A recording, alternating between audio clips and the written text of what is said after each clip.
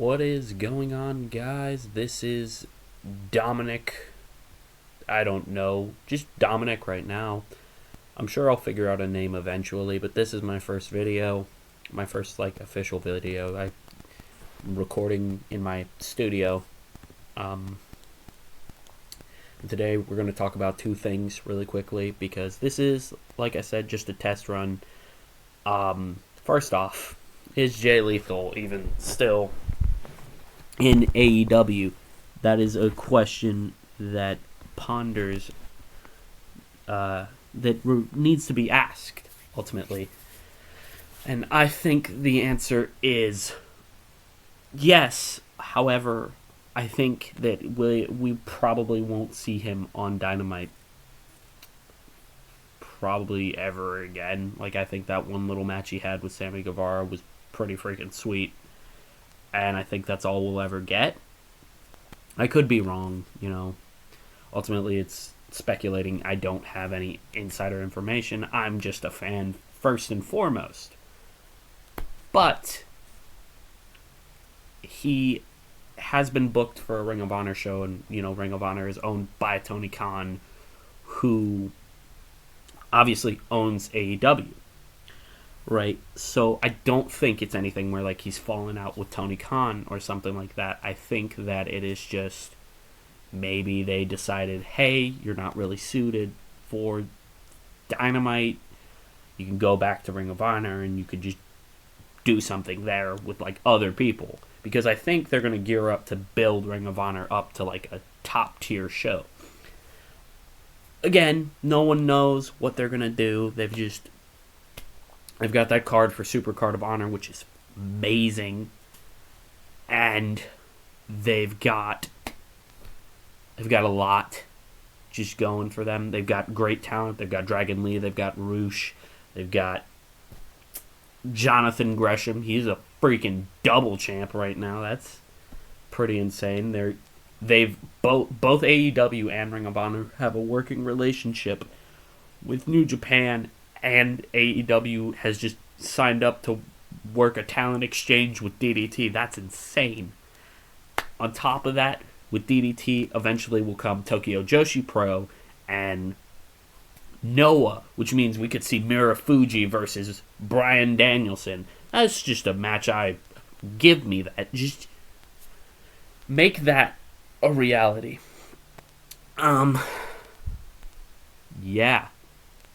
So that allowed me to get a little bit off topic just talking about that. But I do think Jay Lethal is still All Elite. I think people who are like, oh, is he? Did he leave? Did he quietly exit? I mean, last time I checked, this wasn't the Fed.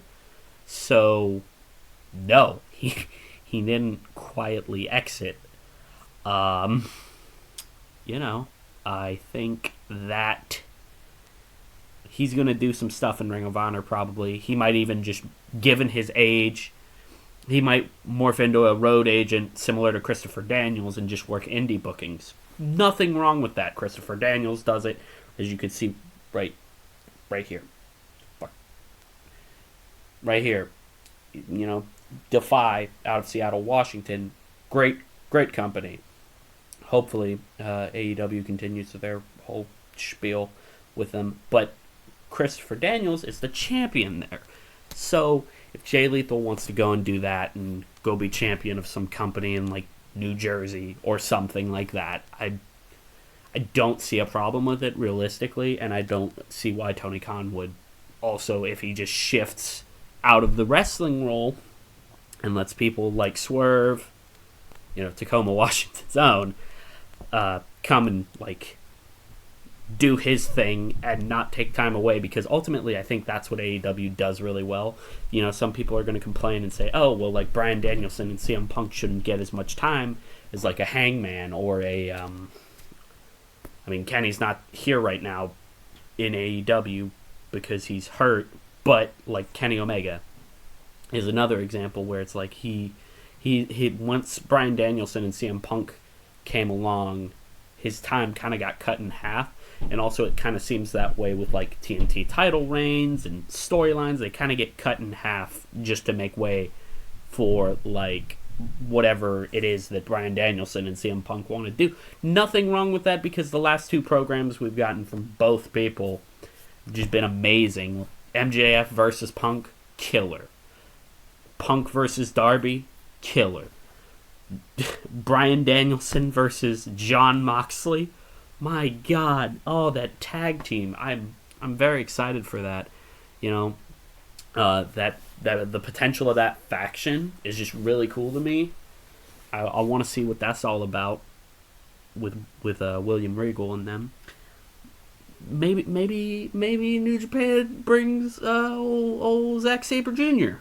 Probably not, but ultimately this is just me speculating, and I have no sources that can confirm any of this. This is just me spitting at the camera, talking about what I would want, which is, realistically, whenever that New Japan Super Show comes along, here's what they need to do. Boom. You give us Will Ospreay versus Bryan Danielson, because they both want that match. I want that match. I know people aren't the biggest fans of Will Ospreay because of stuff outside of the ring, but you have to admit the man has talent. He can cut a pretty solid promo, and he's a hard worker, and he's improved, and he's doing a lot of good. I think he deserves a chance to be put on a bigger stage than just New Japan and showcase his skill to the world. That's that. But, and maybe we'll get that, because he's going to wrestle Jon Moxley on April 16th in Chicago, Illinois. So maybe AEW is like, hey, New Japan, so Punk wants to work with Ospreay. You think you can keep him here stateside till about All Out? And I think New Japan would be like, probably, yeah. And because they benefit from that exposure in this hypothetical scenario. But, and that brings me to my another question, which is, every Forbidden Door appearance, unless your name was the Good Brothers, has been like a 1.5 week run at the longest. I mean, Rocky Romero had a 3-week run, but that's because of Chaos and Best Friends and Roppongi 3K and all that stuff. So that was a 3-week run, give or take, maybe a little longer. But Jay White had a week in AEW, and then he was done. Tomohiro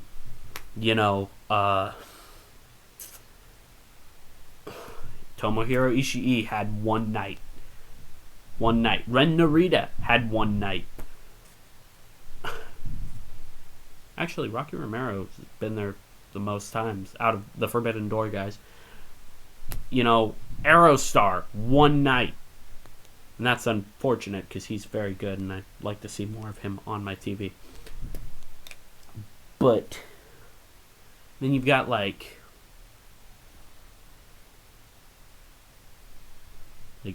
it's unfortunate with, Lio Rush not being a part of AEW, because he could have done some pretty cool stuff with, I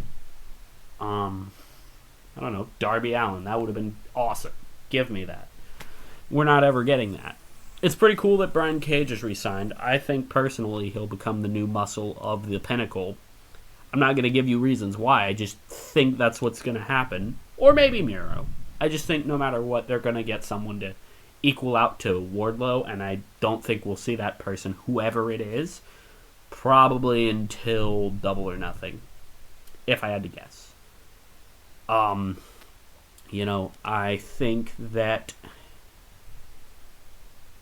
it's very weird the way the Forbidden Door works. On both sides, WWE only used it once, but that one time they used it, they did do pretty good about, they let Mickie James come out with the Impact Knockouts title. That's pretty sweet. That's a big deal. They let her announce it on Impact, which was pretty cool. So they do these things, and I get it's because they fired so many women, and that's not right that you should have to do that. but she got a good showing in the Rumble, and then she was gone. So, both companies have tried to do the Forbidden Door thing. One succeeds a little harder because they give people a little bit more time to shine, but they're both not the best at it.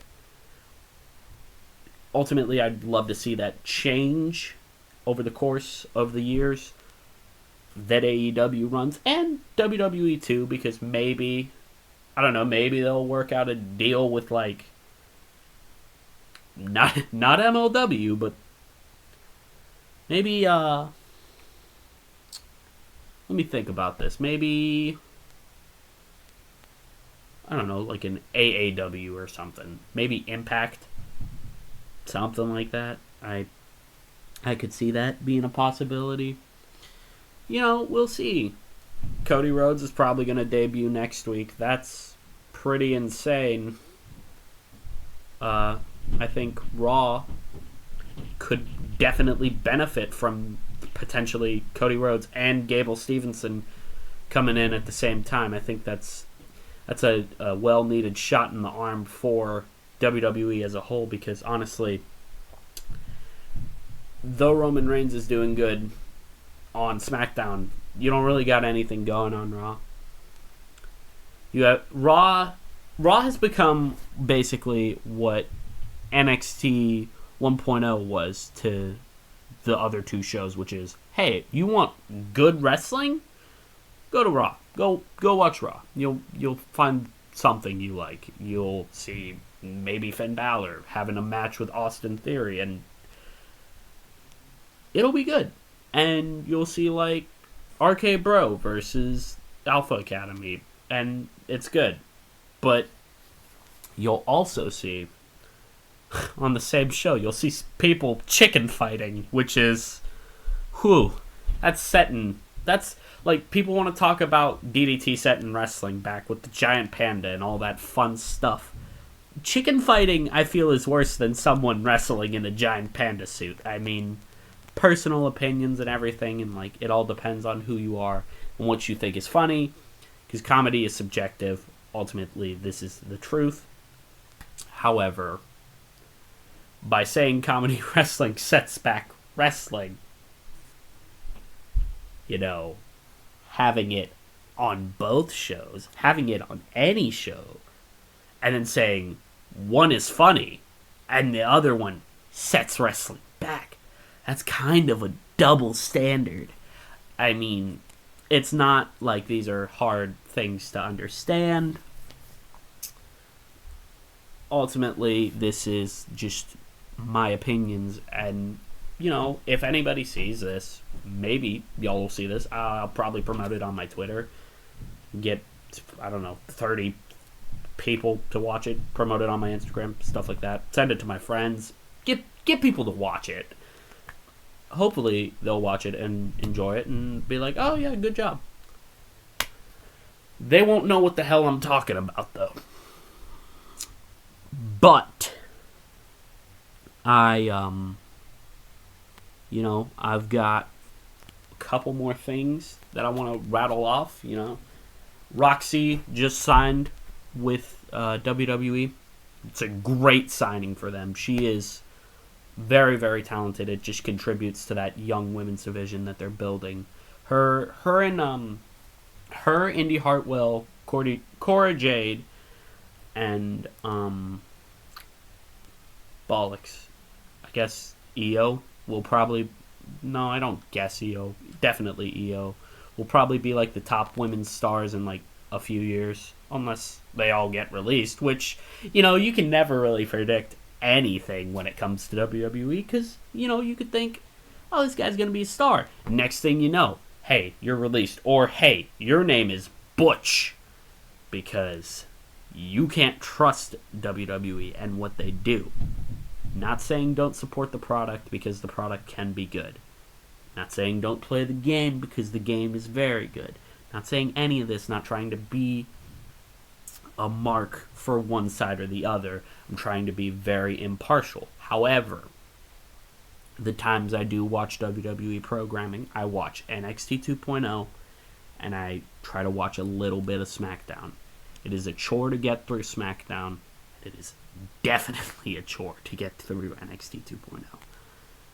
As well as it is damn near torture to get through Raw.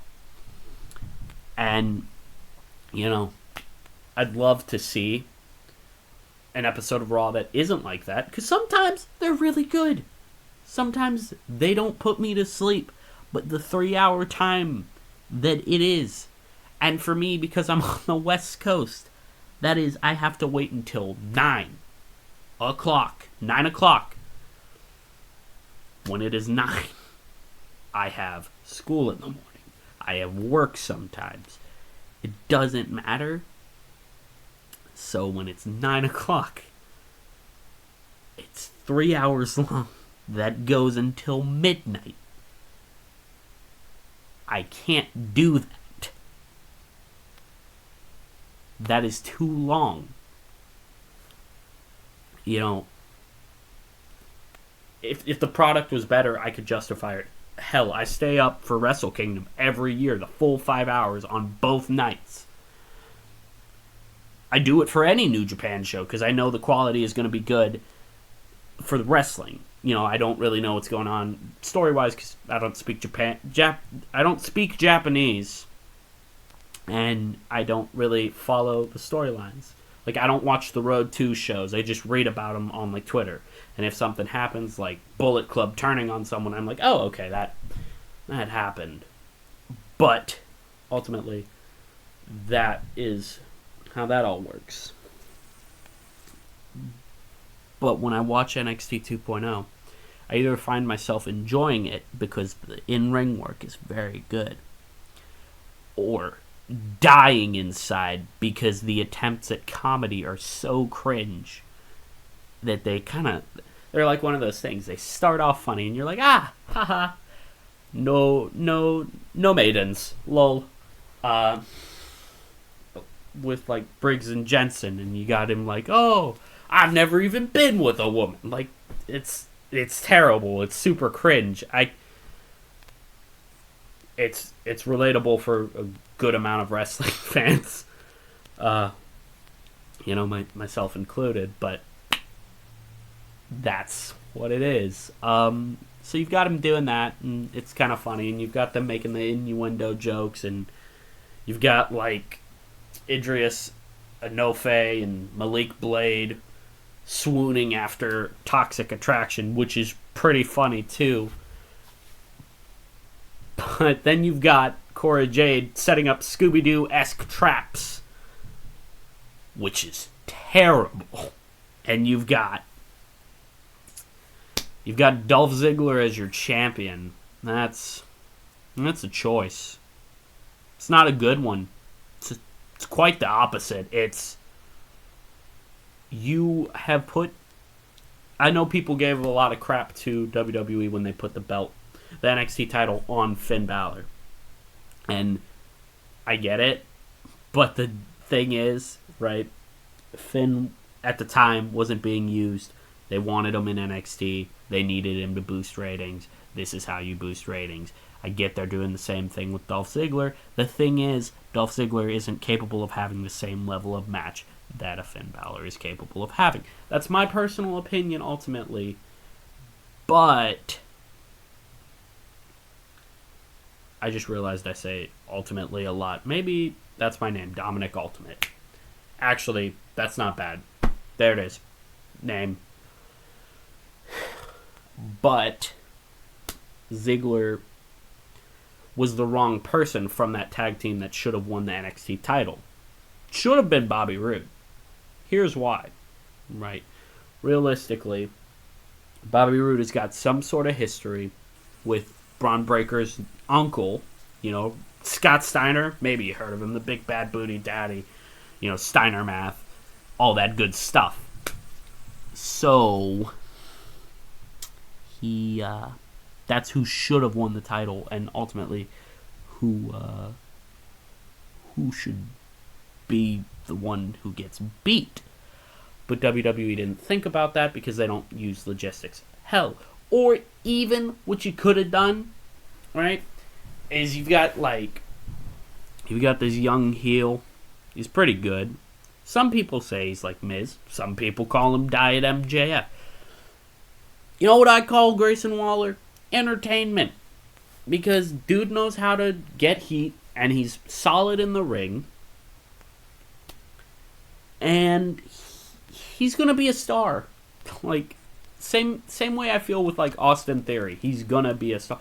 Like, those dudes have careers that are gonna blow up someday. Maybe not today, but they're gonna blow up eventually. And I think that's pretty cool. I don't know where Von Wagner is. He hasn't been on NXT in weeks. It's kind of weird that like they're like having him get bailed out of suspension, and then he's just not on TV. Like, did they suspend him again? I don't know. I don't really care either, because he looks like a caveman, and he's got about as much charisma as my light. Excuse me. This is all uncut, by the way. So this is all my opinions straight from my brain as they're popping in there. It's pretty wacky, it's pretty quirky. I'm just doing this to kind of like test myself, see if I like doing this. It's kind of cool, kind of good. Dralistico from AAA is very good in the ring. Very excited to see what him and his brothers do when Roosh is healthy. Like, wow. Could we potentially, because Ring of Honor and AEW are owned by the same guy, maybe Tony Khan goes to Dralistico and he's like, hey, come work for one of my companies. Dralistico takes the money, and then he joins his brothers, and then they go to AEW and align with Andrade, and then that'd be so good. Ooh, that'd be awesome. I haven't watched Noah this week, or from last weekend. I'll get to it eventually. I don't know. It's something I'm gonna get to when I get to it. I think ICW No Holds Barred is such an interesting concept, like, of fighting, like, especially the Pit, just beating the crap out of each other with whatever weapons you can get your hands on, and just walking around this enclosed environment is like something out of like a really bad like tournament-based action movie, but I like it. I really, really do like it for that.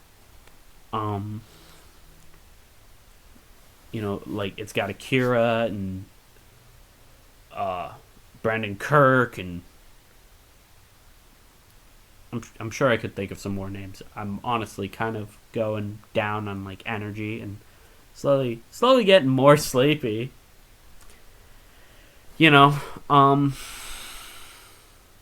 It's something that I recommend people check out. Just like I recommend anyone who hasn't, go watch a GCW show. Like, GCW is very good. Except the Hammerstein show, but even the Hammerstein show had its moments of being good.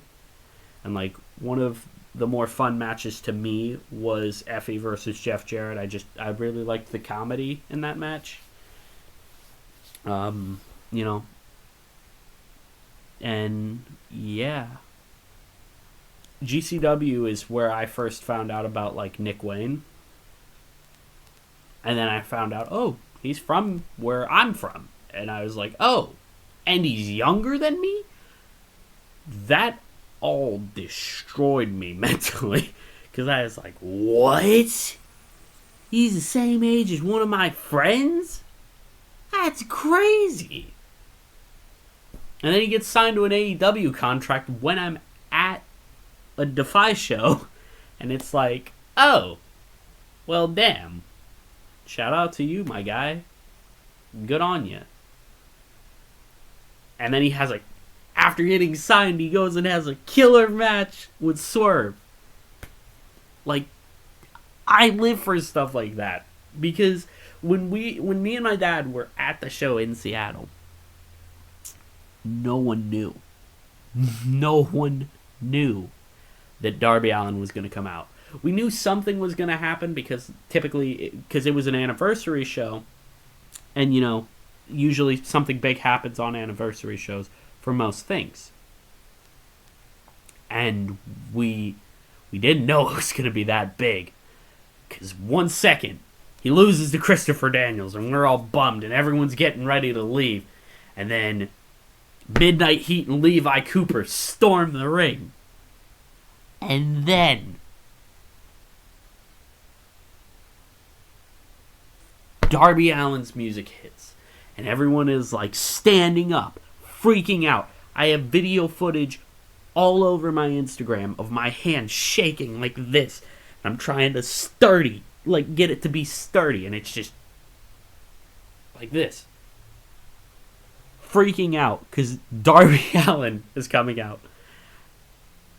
And then, on top of that, shortly after, right after the whole contract spiel and they hug and it's like, oh yeah, I want to take the contract, and Nick Wayne takes the contract, then Swerve comes out.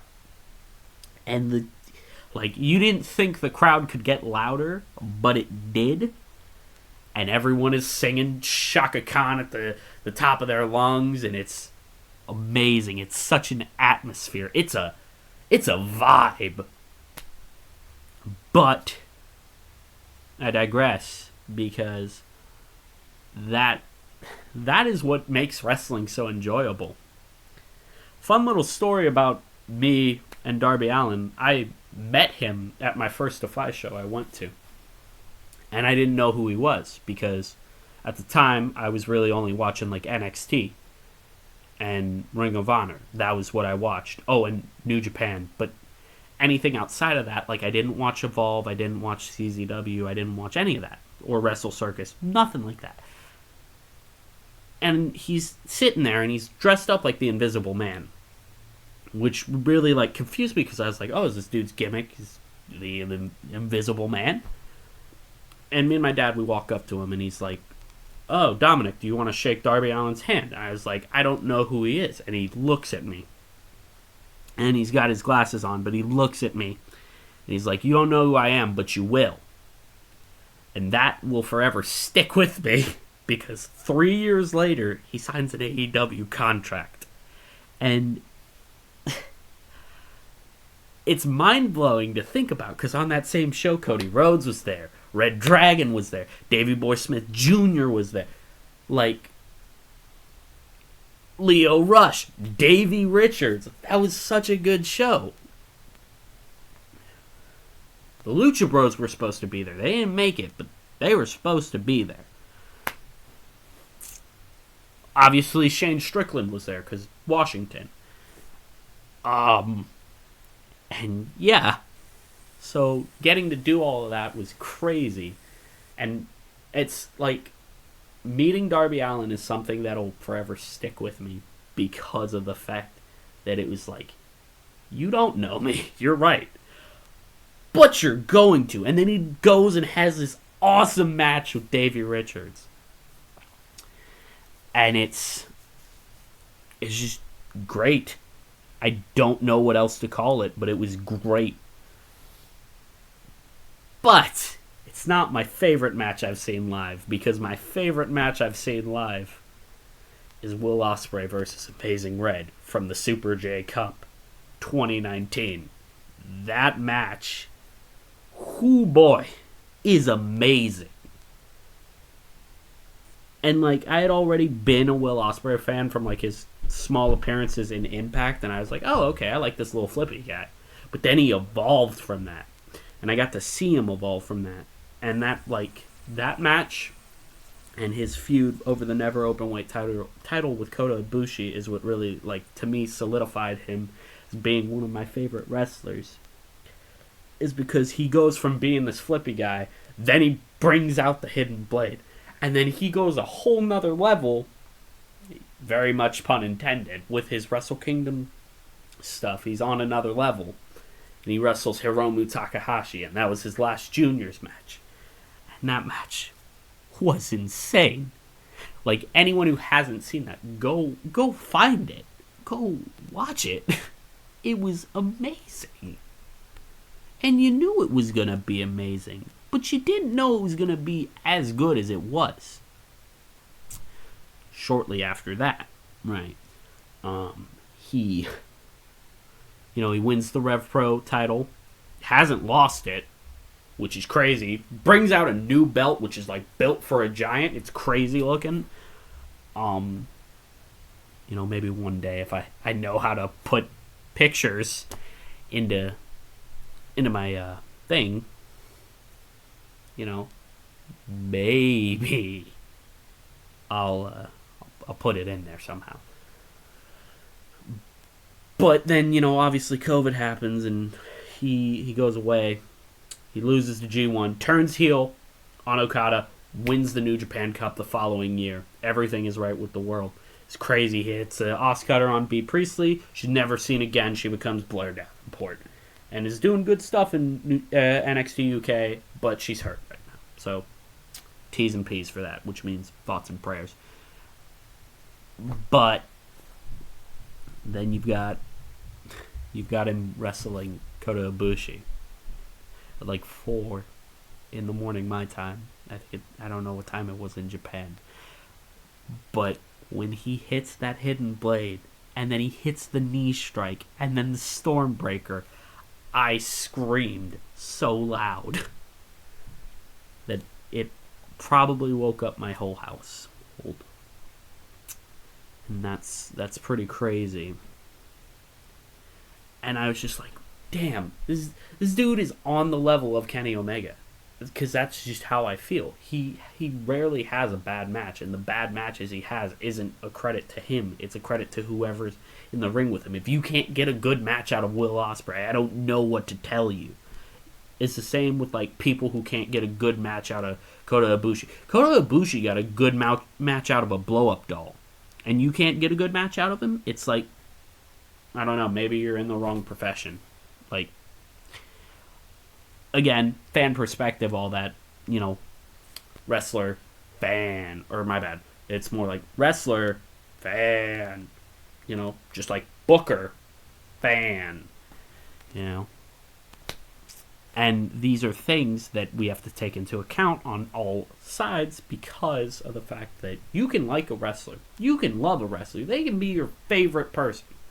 Like, you can want to see them win all the titles, sign with one of the top companies, do all that stuff. The thing is, from a fan perspective, just because you think they'd be good in your favorite company doesn't mean your favorite company has space for them. I cannot even begin to explain how excited I was when Ricochet signed with WWE. And then he got called up, and I was excited about that. I was like, oh, okay. This is about to be cool. We're about to see something new, and they're gonna make him like a Rey Mysterio type of guy. And they did it, or not even a Rey Mysterio type of guy, just like a cruiserweight who's like an underdog. Kind of what they tried to do with Neville, and that's what I thought they were gonna do with Ricochet. And they tried that with the whole superheroes are real bullcrap, and that was kind of stupid. But they tried that. And then he wrestled Brock Lesnar. And then he chased around the 24/7 title. And then he just kind of sat in catering and waited. And waited. And waited. And now he's finally Intercontinental Champion. And it's all because of a stupid feud that Sami Zayn is having with Johnny Knoxville. That in its own right is kind of stupid. I don't know. Kind of dumb. I'm probably getting ready to wrap this up, but ultimately, just if you're a fan of any promotion, any wrestler, maybe don't wish for them to go to a top promotion. Maybe don't wish for them to go to any promotion that isn't the promotion they're in, because there's a chance that one of those other promotions won't know how to book them. you know, like for example, WWE, they signed Ultimo Dragon in like 2003. They expected him to be, and he had been hurt for a while beforehand, and they expected him to be on the level of like other junior heavyweights and other cruiserweights who were younger and healthier. They put him in shorter matches, they put him in squash matches, so they didn't let him showcase his ability that he still had, because he still had some ability. He still has some ability to a lesser extent now, but he still had something. And they take away that from him. They take away his whole thing. They treated him like a big deal for a little bit, and then he just loses. He should have at least won the Cruiserweight title once. He didn't, but hey, he should have. You know, they wanted him to be the next Rey Mysterio, and he couldn't be that because and it was because of, you know, injuries and all that stuff. There was other people out there. If they wanted a Japanese junior, they could have found one. You know, a little guy by the name of Taka Michinoku. Maybe you've heard of him. He's kind of a legend. He created the Michinoku driver. Pretty good at the whole wrestling spiel. But he was out there. He was doing Michinoku Pro. He could have been in WWE having crazy matches with Rey Mysterio. They could have feuded over the Cruiserweight title. You know, if WWE would have seen some frontier martial arts before Hayabusa was hurt, they could have signed him. Could have signed him, and he wouldn't be dead. It's a grim thought, but it is definitely a real thing that is possible. Which is, if someone would have discovered him before he broke his neck, he could have been big star stateside, and not just kind of a thing for us smart marks to like know about and be like, oh yeah, Hayabusa, he was awesome, because he was awesome, but he's dead.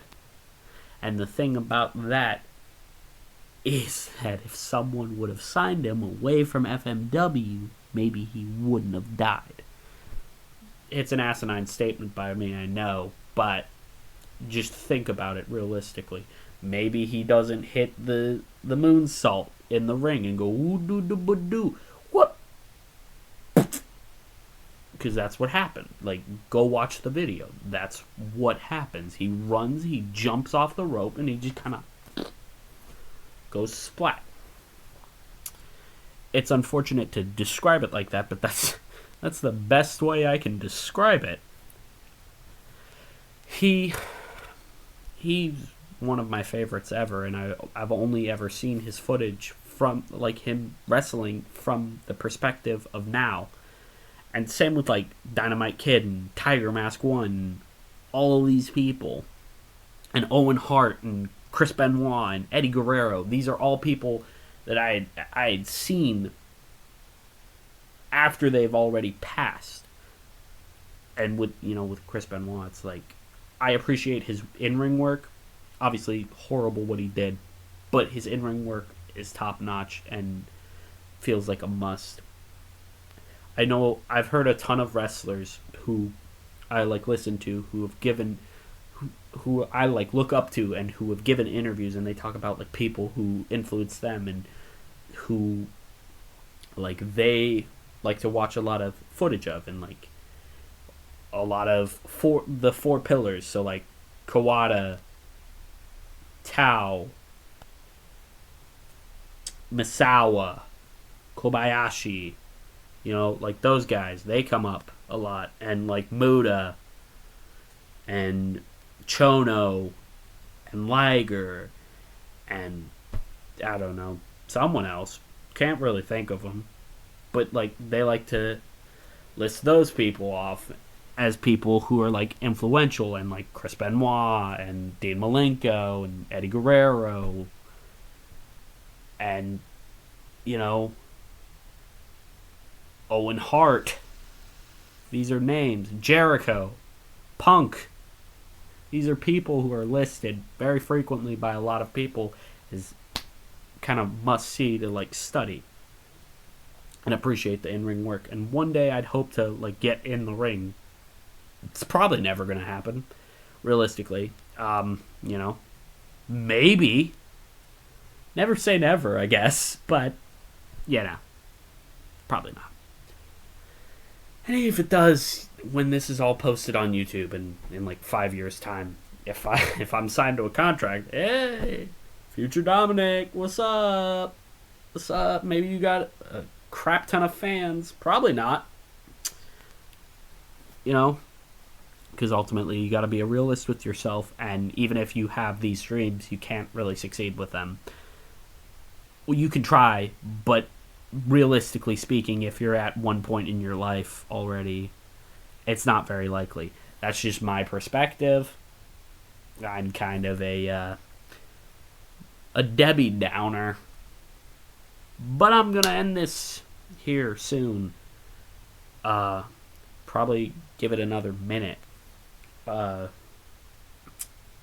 like, seeing wrestlers after they've passed and like appreciating their work rate is such an insane thing to do, but I love it. Like, I'm just astounded at how good, like, how good of a worker Owen Hart was for his time. I went into it, I was just expecting like an 80s style wrestler, you know, a lot of suplexes, nothing else. But Owen Hart is on a whole nother level, was on a whole nother level. Brian Pillman, same thing, was on another level. Promo wise, skill wise, everything. You know, maybe his son will get there one day. Maybe. I don't know. Yeah. Just maybe if this gets one view, I'll review the Dark Side of the Ring from last season, all of them, the whole entire season. Maybe I'll do. You know what? Yeah, if this gets one view and one like, I will review the whole entire series of Dark Side of the Ring live. This has been Dominic Ultimate saying, peace out, guys. Deuces. Sa.